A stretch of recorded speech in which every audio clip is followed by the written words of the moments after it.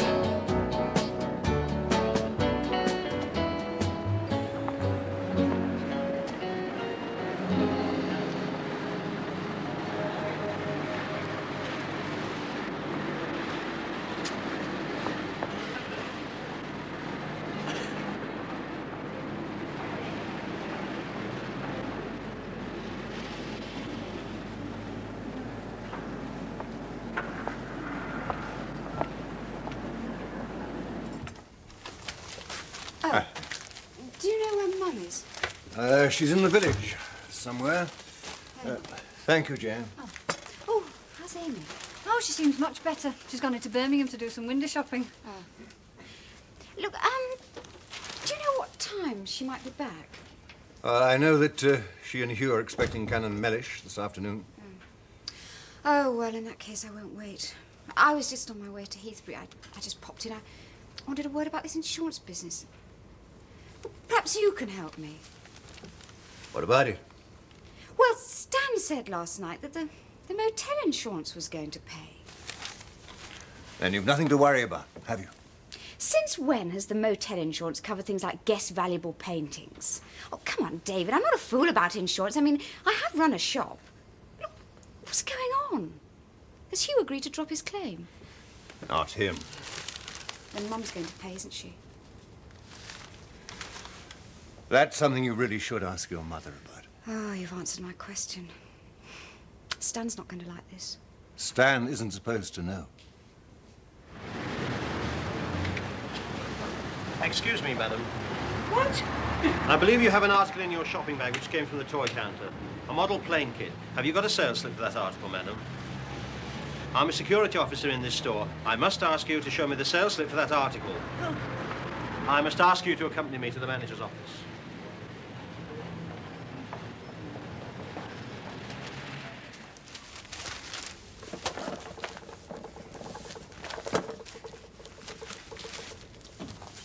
Hi.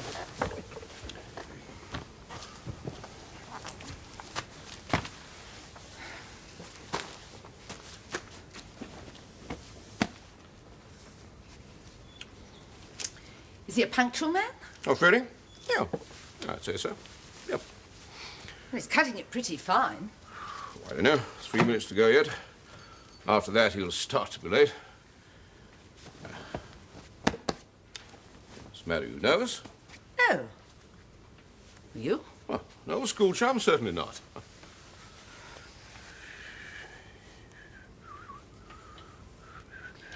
Darling, Mm-hmm. if there is one thing that I hate more than whistling, it is something being whistled that I cannot hear. Oh, sorry. I get it. No, no. Yes. Well, show him in, would you, please?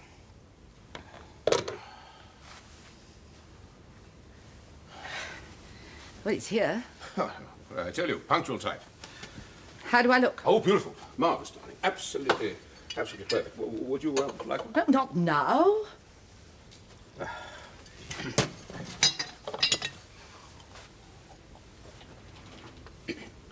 Well, now we shall soon know the worst. The worst? But I thought you said he would. Oh, yes, he will. Figure of speech, darling, you know. No, I don't know. What's he like? Well, it's hardly time to give you a rundown on his personality, but he speaks straight from the shoulder, I can tell you that. Come in. Canon Mellish. Ah, Freddie, my dear fellow. Mr. You've put on weight. You'll never get through the eye of a needle. Not that I ever thought you would. No, this is Meg. How do you Meg do? Richardson. Hello. And this She is... knows very well.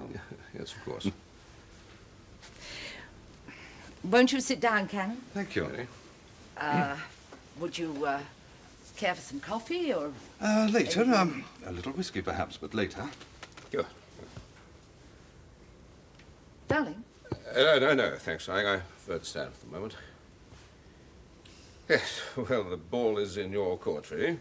Yes, Mrs. Richardson, you do realize that this is in no way a wedding ceremony. Of course. Well, sometimes it is best to stress the obvious. Now tell me, why do you want your wedding blessed in church? Well, you see, I want it to be a memorable day, Freddie. With all our relatives around, friends, you know. That's typical. Just what I'd have expected of you. Well, there is the religious side, of course. Of course. Mrs. Richardson. Because I believe marriage to be a sacrament. Definitely. You see, frankly, Freddie, we would have preferred a church wedding. I know that some of you clergymen are willing to marry divorced people. Oh, not I. I just thought you were a very with-it sort of chap, you know. With it? With what? Yeah, well, you know what I mean. Look, breaking vows may be fashionable, but you mustn't expect the church to compound the mockery by asking couples to repeat them with the newest acquisition in marriage. Till death us do part. How meaningful do you want it to be? But I was the innocent party. Yes, I know, but a vow is a vow. Oh, you made your bed, you must lie on it. A bit tough, isn't it? Each man can decide for himself whether or not to get up from his own particular bed of nails. But you mustn't ask me to look upon a sacred vow as some sort of New Year's resolution. So you won't do it? Marry you in church? No. Ask a blessing of God? Oh, yes. Fine. Great. What are we arguing about? About me not being with it, remember? Oh, yes, of course. So what's the procedure? Well, I shall ask you to repeat your intentions towards one another. What is all this going to cost? There it goes again. How much? Hugh, there is no fee for a service of blessing. I repeat, this is not a marriage. There's no fee for a christening either. In case you take that into account while you're counting the cost. I hardly think that's likely to arise. Well, I shall have to charge you for the choir, of course. Of course, yes. And any other little et ceteras. Well, naturally. There'll be a handsome donation for the church. Well, that's up to you, but I shall expect an invitation to the reception afterwards. It's a slap-up do, isn't it? At the Droitwich, I believe. That's the Freddie I know and love. Well, there are one or two more questions that I shall need to ask. Then we can talk about the service and so on. I have prepared a draft. I'm supposed to be with it. I should call it a scenario.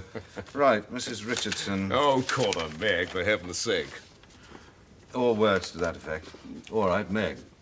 Now, as you say, marriage is a sacrament.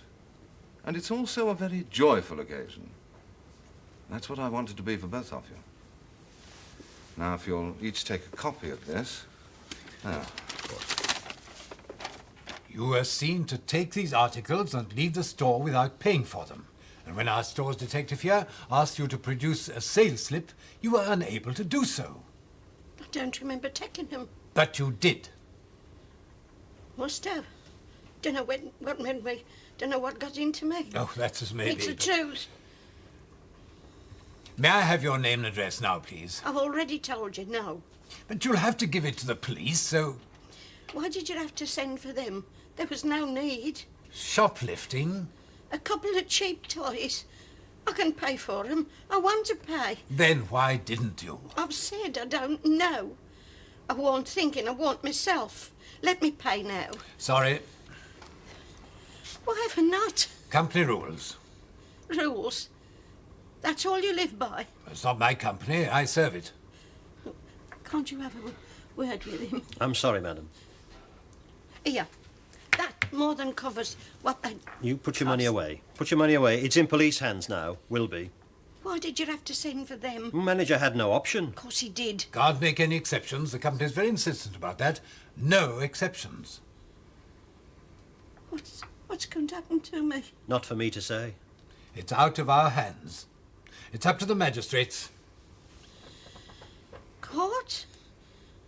Up in court? I'm afraid so. No. For a measly? No. No. Would you like a drink of water? That'll be the policewoman, sir. Come in. WPC Collins. Good morning. These are the articles. You wish to prefer charges, sir?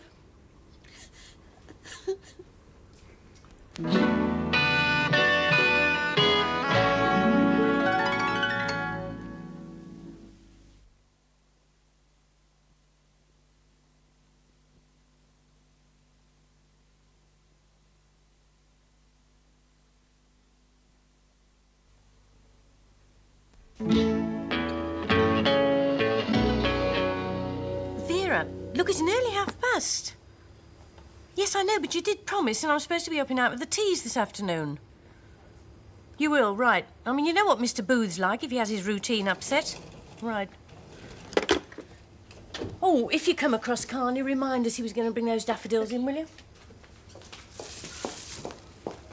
I've got my routine too, you know. I know, it's only for half an hour or so. It better be. I've got a perm book for 4. Yeah, well, look, the Browns are leaving, the bill's coming through from the office, and Mr. Salter's waiting for a car that he's ordered to take him to Birmingham. Be about 10 minutes. Top. Incidentally, I was meaning to ask you, what is Carney's interest in Doug Randall? What do you mean by that? Well, he was asking me for the address of those people he was staying with in Heathbury. Made out he got something in Doug's he wanted to return to him. I think there was something more to it than that. You didn't give him the address, did you? Shouldn't I have done? Well, makes no difference to me. I just can't see them being very pleased, that's all. What's it all about, then? I've no idea. Unless it's something to do with a job Doug was doing on the boat before he left. Carney mentioned something about cheap timber. Well, a bit then, I suppose.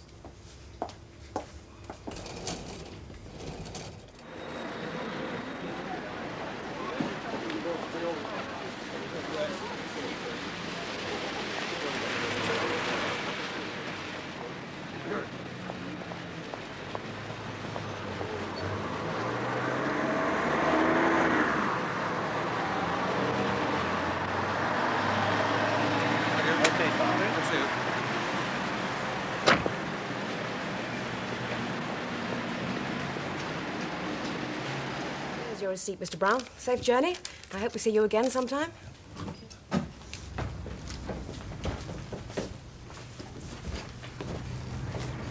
Yeah, that's the best I can find. The wind's played ill with 'em. Oh, well, I'll have to do. Hey, Carney, I want a word with you. Oh, what's it now? You've been asking questions. Crossroads reception. Hang on. Yes? All right, I'll tell him. Right. Mr. Salter, your car's on its way down now. Sorry to have kept you waiting. Now, what's all this about you wanting Doug's address? I hope you're not thinking of doing anything daft. Daft? Like going down to see him. Because if you are, forget it. I don't want you meddling. I know what you're talking about, lass. Oh, yes, you do. Look, I know you mean well, Carney, but you can't do anything about it, so leave it. You haven't been down, have you? Last night? Oh, hell. No, it's not for you to fret yourself about. I mean, I only went down and asked to speak to him. I was too late anyway. He left 2 days ago, according to them. Well, that's all right then, isn't it? Didn't mention your name. I mean, I've more sense than that. Thanks. On the other hand, wouldn't it be a good idea to drop him a note? I mean, you can write a lot of things you might find it very hard to speak. No, I'll be wasting my time. Even if I had an address to send it to. You could find that easy enough. From his shipping line in Liverpool. No, Carney. I'm not running after him. He's gone, and that's that. Hello, love. How do you like that? Where is he? Dad? Oh, he's only part-time. He was here this morning. No, Norman. Oh, he's in the workshop. Why, you want to see him? I never want to set eyes on him again. Now, look, Jill, love, it was a stupid mistake that he made. He won't make it again as long as he lives. Anyway, the motel insurance is going to pay for it all. Not according to David Hunter. But your mother told me. I mean, we opened a bottle of wine on it last night. I know we did. But I didn't really believe it when you told me. Motel insurance doesn't cover things like that. I don't know how you could be so taken in. Didn't it occur to you that Mum might be telling a big white lie? Now, hold on. She was lying to me about what? Who do you think's going to pay this £7,000? Your mother? Of course she is. And all because of that stupid idiot in there. Look, I want you to have a word with Hugh about it. Why? Because I think he should go halves. It's not fair that Mum should have to pay all that money. Well, in that case, she isn't going to pay anything. What do you mean?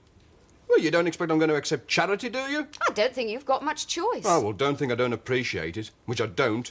I mean, your mother's always trying to splash her money around and interfere in other people's lives. Just a minute. She's only trying to help. Yeah, like to try to save your boutique and then buy us a house and then buy this shop. That's what families are for, to help. Yeah, when you're a kid, OK, but I'm a grown man. Yeah, with responsibilities. Don't you forget that. You've got a wife and child to support. Look, neither of you have gone short yet. Oh, well, no doubt that's a treat that's in store for us. Anyway, you didn't mind taking Uncle Isaac's money. That was to set up something to make money. This is just to help me get out of an awful mess. Us, don't forget. All right, then, us. But I'm not going to be given money as a crutch. Oh, you and your stupid pride. Yeah, well, perhaps that's all I've got left right now. Look, Jill, you married me for better or worse. Well, now you're meeting the worst, so you just better consider where you stand.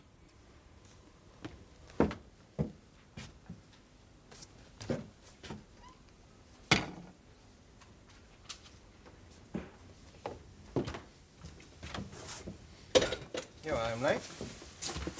I had no reason to be anything else. I wish you'd tell me when you play these now you see me, now you don't games. I practically had a heart attack when I saw the light on. I thought you'd have taken that for granted by now.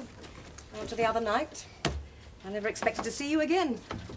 Just shows how wrong you can be about people, doesn't it? There. What do you think of the handle?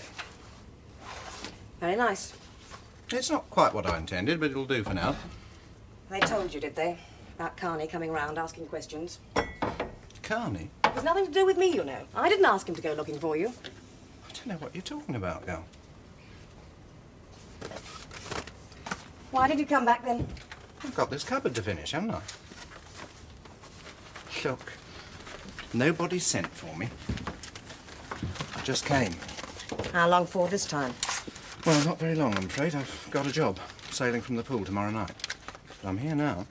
You needn't have bothered. You could have sent me a postcard. It wouldn't be the same, would it? Vera. What? Well, look at me, then. You didn't really think I'd gone for good, did you? Yes. No way, love. I'm hooked. Good and proper.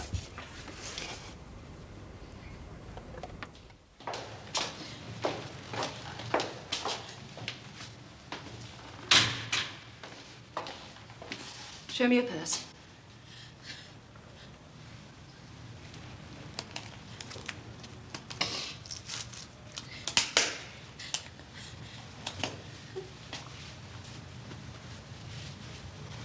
It's a lot, Sergeant. You're Mrs. Amy Emily Turtle of Rose Cottage, Well Lane, King's Oak in the county of Warwickshire. Is that correct? Amy Emily Turtle, you are charged that in the town of Heathbury you did steal 2 children's toys, an airplane construction kit and a wooden car valued at £1.55, the property of Lewis Lee and Company. And that contrary to Section 1 of the Theft Act of 1968. You're not obliged to say anything, but whatever you say will be taken down and may be given in evidence. Do you understand that? Would you sign here, please?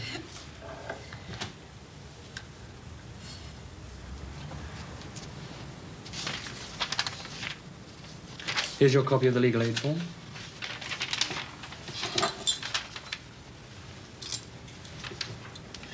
What's going to happen to me? Can I go home now? I'm afraid not yet, no.